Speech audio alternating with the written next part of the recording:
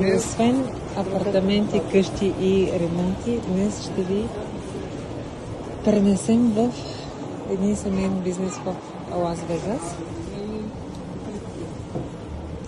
В една ферма, където може да закупите плодове и зеленчуци, които се отглеждат тук.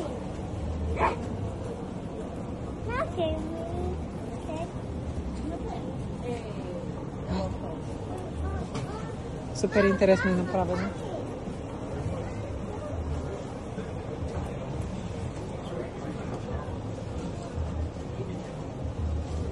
Има страхотни кейкове с банана walnuts, банани орехи и още един, който беше с това е банана бред, шоколад, другия го няма.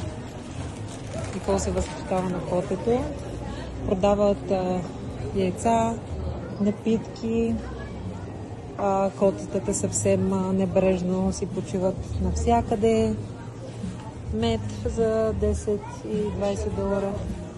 Съответно. Красота.